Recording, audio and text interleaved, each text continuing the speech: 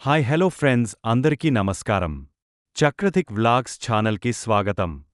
Hi friends, నేను ఈ ఛానల్లో రీసెంట్గా ఒక కొత్త స్టైల్లో స్టార్ట్ చేశాను ఓవర్ట్. ఈ వీడియో మీకు ఎలా అనిపించింది? మీ ఫీడ్బ్యాక్ కామెంట్లో చెప్పండి. మీ సపోర్ట్ నాకు చాలా ఇంపార్టెంట్. గత నెల రోజులుగా పశ్చిమాసియా ఆకాశం దాడులతో దత్తరెల్లింది. ఇప్పుడు ఆ యుద్ధం నింగి నుంచి నేలకు దిగుతోంది. క్షిపణులు మరియు డ్రోన్ల ఘర్షణ కాస్త నేరుగా సైన్యాలు తలపడే అత్యంత ప్రమాదకరమైన భూతల యుద్ధం లేదా గ్రౌండ్ ఇన్వేషన్ దశకు చేరుకుంది. అమెరికాకు చెందిన అధునాతన ఉభయచర యుద్ధనౌక యుఎస్ఎస్ ట్రిపోలి పశ్చిమాసియా జలాల్లోకి ప్రవేశించింది. ఇందులో 2500 మంది మెరైన్లు ఉన్నారు.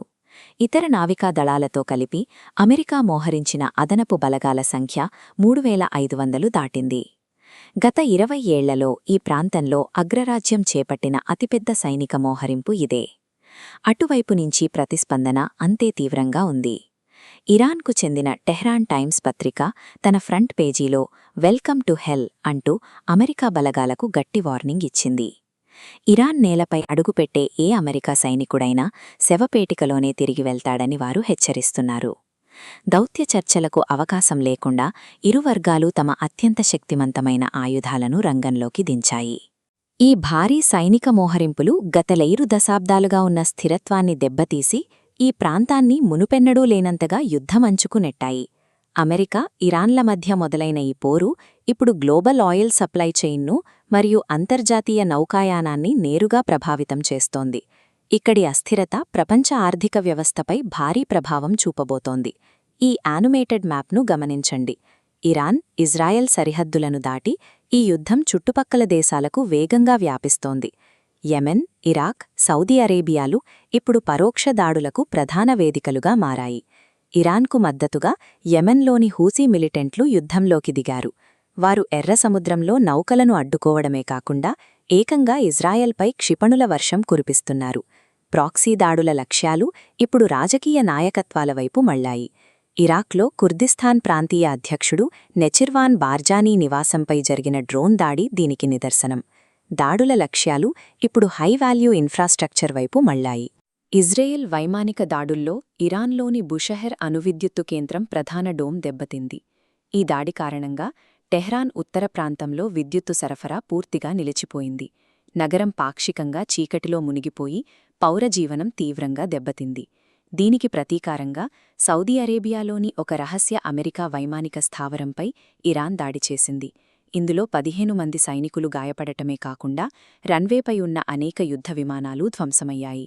అణుకేంద్రాలు మరియు రహస్య వైమానిక స్థావరాలు లక్ష్యంగా దాడులు జరుగుతుండటంతో పశ్చిమాసియాలోని ఏ ఒక్క వ్యూహాత్మక కేంద్రమూ సురక్షితం కాదని స్పష్టమవుతోంది.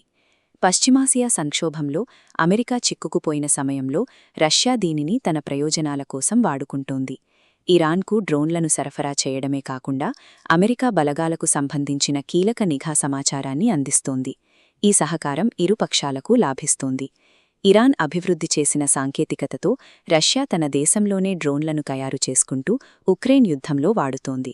ఈ పరిణామాలు రెండు దేశాల మధ్య సైనిక బంధాన్ని మరింత బలపరుస్తున్నాయి. ఆలోచింపజేసే స్వరం. మరోవైపు ఉత్తర కొరియా అధినేత కిమ్ జాంగ్ ఉన్ అమెరికా దాడులను తన అణ్వాయుధ కార్యక్రమాలకు సాకుగా వాడుకుంటున్నారు.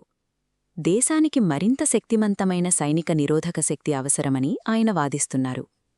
దీనికి కొనసాగింపుగా అమెరికాను చేరుకోగల సామర్థ్యమున్న కొత్త ఘన ఇంధన క్షిపణి ఇంజిన్ను ఉత్తర కొరియా అత్యవసరంగా పరీక్షించింది. స్థానిక ఘర్షణ గ్లోబల్ వార్ తరహాలో మారుతోంది. రష్యా, ఉత్తర కొరియా లాంటి ప్రత్యర్థి దేశాలు ఈ అస్థిరతను తమ సొంత ఎజెండాలను వేగవంతం చేయడానికి ఉపయోగించుకుంటున్నాయి. అమెరికా బయట యుద్ధంలో తలమునకలయ్యుంటే దేశం లోపల అధ్యక్షుడు డొనాల్డ్ ట్రంప్కు వ్యతిరేకంగా భారీ ఎత్తున నిరసనలు వెల్లువెత్తుతున్నాయి. ఆయన పరిపాలనా విధానాలపై పౌరులు తమ అసంతృప్తిని గళమెత్తుతున్నాయి. అమెరికాలోని 50 రాష్ట్రాల్లో సుమారు 3100 ప్రాంతాల్లో సుమారు 90 లక్షల మంది రోడ్లపైకి వచ్చారు. నో కింగ్స్ పేరుతో జరుగుతున్న ఈ ఆందోళనలు దేశ చరిత్రలోనే అతిపెద్ద నిరసనల్లో ఒకటిగా నిలిచాయి. లాభాల కోసం యుద్ధమా, మా సైనికులు అమ్మకానికి లేరు అనే నినాదాలతో నిరసనకారులు తమ గలం వినిపిస్తున్నారు. పశ్చిమాసియా యుద్ధంలో అమెరికా పాత్ర పట్ల వారు తీవ్ర అభ్యంతరం వ్యక్తం చేస్తున్నారు. ఇంత భారీ స్థాయిలో ప్రజా ఆందోళనలు జరుగుతున్నప్పటికీ శ్వేతసౌధం మాత్రం వీటిని పట్టించుకోలేదు. వీటిని కేవలం ప్రజా మద్దతు లేని వామపక్షాల నిరసనలుగా కొట్టిపారేసింది. పశ్చిమాసియా సంక్షోభం అగ్రరాజ్యానికి ఒక ద్వంద్వ సవాలును విసిరింది. విదేశాల్లో రష్యా, ఉత్తర కొరియా లాంటి ప్రత్యర్థుల ఎత్తుగడలను అడ్డుకోవడం ఒకెత్తైతే, స్వదేశంలో లక్షలాది మంది పౌరుల నుంచి వ్యక్తమవుతున్న తీవ్ర నిరసనలను ఎదుర్కోవడం మరొకటి.